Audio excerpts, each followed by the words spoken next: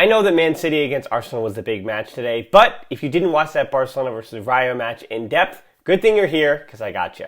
4 goals from Tati Castellanos from Girona yesterday against Real Madrid meant that no matter what happened against Rayo Vallecano, Barcelona would go into the weekend up 11 points in the Liga table, so that's the good news. But now for the first time this season, when Madrid dropped some points, Barcelona also dropped some points. So the lead stands at 11, and I guess the fact that Barcelona and Real Madrid have both gone through another match day, I guess that's a little more good news. The bad news is that Barcelona are playing Rayo Vallecano again, who seem to be the giant killers of late, at least if you're wearing Blaugrana. But we're going to talk about that and a lot more here in the 5 headlines from Barcelona's 2-1 loss to Rayo Vallecano. Headline 1 is Rayo had a plan. You know those times throughout the season, and if you've been with these 5 headlines long enough, you know that I feel like every match I try to figure out whether or not I should give credit and how much credit should go to the opposition. And this is actually one of those cases. Now, I won't be letting Barcelona completely off the hook, but this is one of those cases where I want to give a ton of credit to Rayo Vallecano, the manager, and Iraola, of course, who I got to see here in the States kind of figure some things out, and then going over there, longtime member of Athletic Club, just a smart, up-and-coming, I guess, manager in the Liga, but certainly a guy who's going to have a bigger job, if you will, sooner than later. Because it's not just Xavi. Barcelona have not been able to figure him out because Barca have not beaten Rayo Vallecano in the last 2 years. Twice falling 1-0 and then the earlier 0-0 draw this season and adding this 2-1 defeat to that list. And it does bring up an interesting conversation that we'll have tomorrow on the podcast about Xavi, and I've heard this before in the comments, and I want to give a credit to whoever it was in the YouTube comments weeks and weeks ago, about Xavi potentially adapting to his opposition as opposed to kind of just playing his way and trying to, we'll say, enact Barcelona's will. Because on the road against Rayo, it seemed like they played Rayo's game, and that supported the team at home. I think the idea for both teams was to cut out the counterattacks, win the second ball, the second Rayo find themselves in the middle channels if you're Barcelona, and attack through the middle the other way. For Rayo, it's very much the same thing, except unlike Barcelona, who are playing in more of a medium block that left them wide open for counterattacks against the likes of Marcos Alonso, even Jules Koundé and Alejandro Balde on the day, Rayo was in a low block to a medium block at times when the game got a bit more open in that first 10 to 15 minutes or so, and then in the final 10 minutes. Rayo's plan was to retreat back into their shell, then hit those through balls after they win the second ball out to the flanks. Nothing too complex. You shoot or you cross, and then when you're back in defending, you crowd the box and don't give Lewandowski or Pedri or Gabi or Kessie, whoever was getting into that box, give them any space at all. And it worked to good effect for Rayo Vallecano. Rayo is the best at winning that ball back in the Liga, with Barcelona at number 2 on that list. So you expected that not ball retention, but pressures being very, very high. You also expected that there'd be a lot of turnovers in this game, and indeed there were. A lot of misplayed balls that we'll get to in a second. But Rayo, they did it at a really high level. And that became even more complicated with one of the more narrow fields in La Liga. Because Rayo just kept doing the same thing over and over again. Wide overloads on one side, and then they pushed everything out to Izzy Palazón to pin back Balde and not allow him to go forward. So you're going to notice in this formation, instead of Barcelona, I usually put, when they're attacking, in a 3-2-5, especially when Busquets is in tow. That would be the idea. But because Balde was so pinned back, they were attacking in a 4-3-3. And we'll get into a little bit more of the tactical nuance. Maybe you could argue it was a 4-4 with a box or a 4-2-2-2. But again, we'll get into that nuance in a second. Headline 2 is couldn't pick a pass. As I've said with Lewandowski, one of Barcelona's best players of the season. When he's good, I give him plaudits. And when he's bad, I critique him. This time around, it's Pedri's turn. Because Pedri, while we can definitely give the fair excuse that he is not fully match fit, I don't think he was necessarily rushed back, but he certainly wasn't match fit and wasn't up to the speed of what Rayo Vallecano, who, as I said, were a well-oiled machine, had a really good plan. Pedri wasn't up to it. And when Pedri, being Barcelona's most important player, I don't even necessarily mean best or influential. I mean, depending on the wording, right? You could say Dembélé might be the most influential to change a game. But the most important player for Barcelona, and the one that I think most represents their identity when they're dominating, when they're winning, as they did back in February, and not much since then, is Pedri. And so when Pedri isn't on his A game, and he gives you the kind of game he did today, which is a C, C-, then Barcelona are going to suffer, even with him in the lineup. The moment that sums this all up for me today was that moment in the first half when he gave it away and then fell down for the foul in the box after the Ter Stegen save. Doesn't even get that call. Fortunately, it's kicked out before the first goal was scored. Rayo just took it away and Sergio Camelo just couldn't finish. And I do want to ask though, I was wondering why Pedri was on the left and Gabi was on the right. Was it because Xavi likes to have Pedri farther forward only when Busquets is around? I understand the principles of the box midfield are different than the 4-3-3, but also with Ferran Torres tucking inside as the other forward, it was still the same box. The problem with that box, though, is that you'd pretty much be asking everyone to do something that isn't their best job. Xavi was asking De Jong to be Busquets, Pedri to be De Jong, Ferran to be Gavi, and Gavi to be Pedri. But I also understand the argument that in build-up, you need Pedri and De Jong as the base of that. We'll say, in theory, a 3-2-5 going forward. You want Pedri and De Jong next to each other in build-up, and Pedri is the one who's much better with the ball retention than Gavi, so you want him farther and deeper than Gavi. But again, that's the problem, is that Pedri's kind of needed to do the Pedri role, and then without Busquets, he's needed to do this other role, which does bring up the questions about whether or not a pivot should be found in the offseason, and what's going to happen with Busquets renewing if Messi's on the way, but that's a whole different can of worms that I know you'll talk about in the comments below. I will also say for Gavi and Balde that the first half yellow cards did not help their cases. I think, as I said with Balde, he's had maybe 2 or 3 bad matches this season, and very much with the rest of the team, I put him on that list, but I do say that individually Balde kind of had a rough go of it, but as I already mentioned, that was very on purpose by Rayo Vallecano. They know that on the left wing, there is one guy that is dangerous for Barcelona, and with Rafinha of late, there might be, in theory, one guy who's dangerous on the wings for Barcelona at all, and it is Balde. They wanted to do those overloads on the right, switch it to the left, and let him go. And having Palazón completely pin him back meant that it was a rough day at the Alvarez for Balde. I mean, he was a little bit better when he moved to the right, showing his versatility and how important he is for Xavi.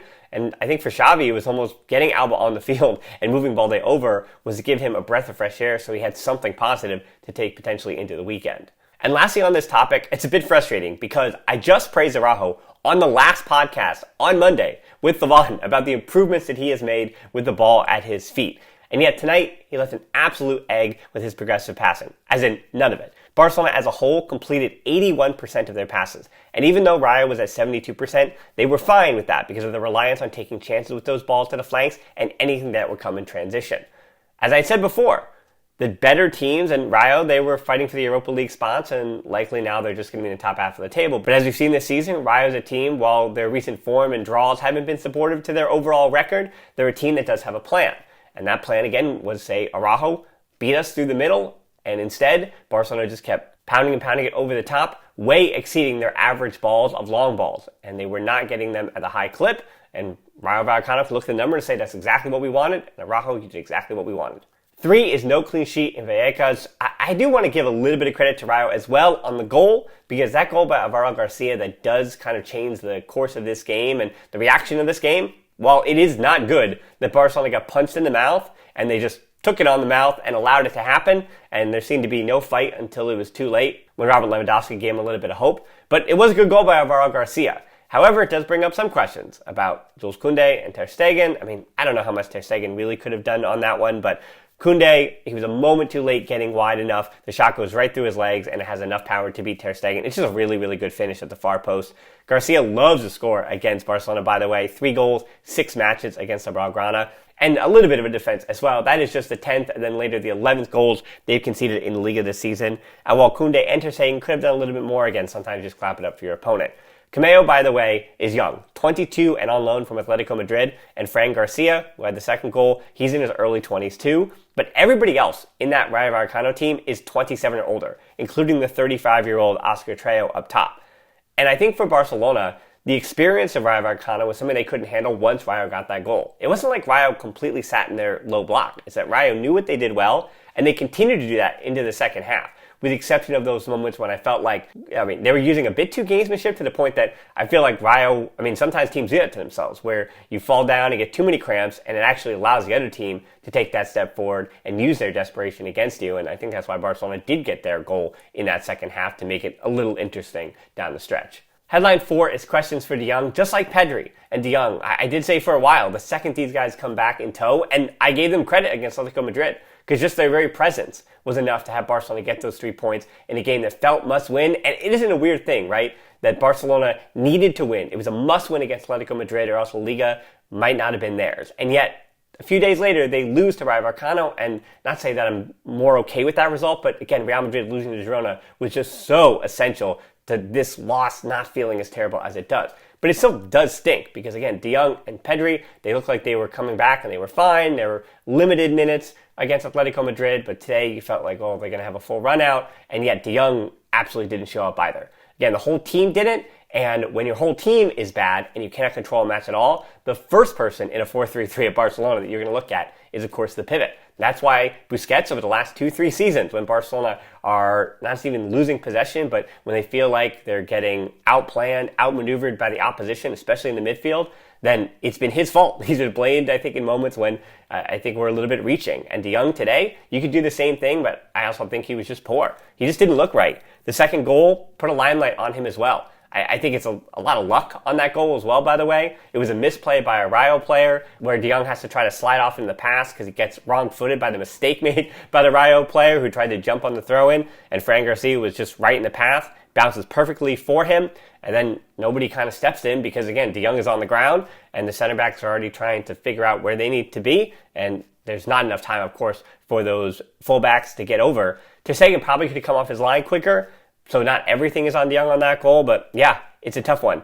I mean, you look at his positioning throughout the whole game. It wasn't just the goal. He was, I would argue, terrible. You can look at his positioning, you can look at his fitness, you can look at that role in the team against Rayo, and I think, again, we'll ask about all those questions on the podcast tomorrow. I've got a bit of a tactics expert coming on, hopefully. And, as I did mention before, again, it wasn't just De Jong, but his struggle looked worse because not only was Busquets missing, but I think there's a fair argument for not much is different for Barca with him. I think they still potentially, that being Barcelona, lose even if Busquets is in that match. But it did look way worse for De Jong because no one else could hit a pass either. And if he's not hitting passes, and Pedri's not hitting passes, and Iraola's not hitting passes, those are the players that Barcelona look to give them confidence on the road when they are punched in the mouth and they concede first and they concede second. And headline 5 is too little trust on the bench. The average age of the bench was actually 25, but Jordi Alba, who I think gave Xavi something to think about as to when to put him in the game, when he picked up the yellow in the first half on the bench. Good on you, Jordi Alba. But anyway, the average age of the bench was 25, but that was skewed by the fact that Jordi Alba is 34. The only other outfield sub older than 22 was Kessie. And on that bench, there were 5 non-first teamers, including the 15-year-old Lamine Yamal again. So in the 57th minute, you bet Xavi was looking up the bench. You saw Ansu Fati was warming up because there was still plenty left to play. Xavi brought on Ansu for the ineffective Ferran Torres and Alba on for Alonso, pushing Baldi to the right. Good move. Pedri came off then for Kessie. That didn't change much either because I actually like that move. Pedri should not have been going 90 in that game. Regardless of whether or not Barcelona are up or not, you just have to want to have Pedri for the remainder of the season as opposed to risk losing him when you're already down on the road in that kind of match. So yeah, you want to save Pedri for the long haul there. And then those last gasp subs were Eric Garcia and Pablo Torre. So, really, the 4.5 players that are around the first team, and I say half in Pablo Torre because of the number of minutes he's had this year, they're the 5 players that you saw that Xavi threw on to try to change this game because that is all that was available with Christensen and Roberto and Dembele out. And it does go back to the question I had in the latest podcast about that bench and what needs to be done and who needs to be not even sent off, but what kind of profiles need to be brought in to bolster that bench, or what youngsters does Xavi actually need to put trust in that kind of circumstance. But totally understandable that at Vallecas, he's not going to put Xavi Riyad with his face to the fire like that, or Casado, or Lamine Yamal. And there's a chance that Riyad and Casado, Xavi might not even think that they're good enough for that kind of circumstance. And then Lamine Yamal, as I mentioned before, against Atletico Madrid, I don't think Xavi's going to throw him into that kind of game. If they were up by 3-0 or 4-0, then yeah, he would have made his debut. I think Xavi really is just waiting to give Lamine Yamal his debut, but yeah, this certainly wasn't the right day either. And wrapping it up, I guess, again, the silver line, the positive, is that there was a bit of a spark when those subs did come on, and actually I liked what Pablo Torre brought to this game. There was a 1-2 between Lewandowski and Rafinha. Rafinha did very, very little in this game. I think Ferran Torres and he had probably about 2.5 total minutes of bright spots or good runs or any compliments I could possibly give, and the rest of it was just a disappearing act. But I thought Pablo Torre, he's a bit too fast. He needs to slow down. You could tell that he's excited. There's a lot of energy, especially with Barcelona trailing. You could feel like his touch was heavy. He was trying to push the ball out in front of him. But when he was on the ball, he had a really good long ball. And I think that he shows you that in those rare moments, he shows you why he was brought to Barcelona. But again, in the other moments, all the other ones, when he doesn't have his foot on the ball, you can see why Xavi says he's not ready.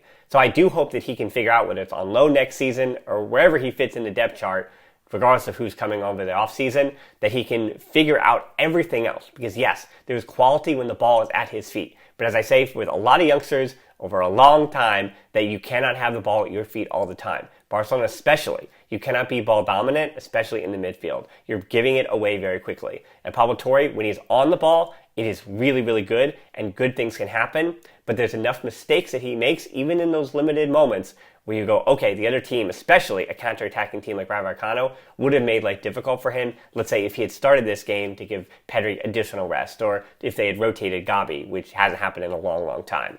So I don't need to tell you how the goal was scored. It was Lewandowski and Rafinha. Pablo Torre gets it ahead to Kessie, who did a good job pushing forward, takes a shot, rebound. Well, it's not even a rebound, a deflection that Lewandowski pounces on. And I don't know. It does not like he needed that goal, but it's always important for Lewandowski to continue to score goals. And, I mean, maybe it is. Maybe confidence is that important to him. You see the mistake that he made over the weekend against Atlético Madrid, not finding Rafinha the way he should have. So maybe that goal was something that's going to help him make that pass on the weekend. Who knows? But we know that Lewandowski is likely to go 90 no matter what. And that's the way it's going to be for the rest of the season. As Barcelona, I hope, get some new ideas. But I don't have much other good news. Hopefully the Femini can provide Kool-Aids with some good news today against Chelsea. And then I hopefully have the podcast out to you after that. I'm hoping that my guest pulls through and we can all make it happen here. So as always, until next time, yeah, I know it's a frustrating loss, but Forza Barça.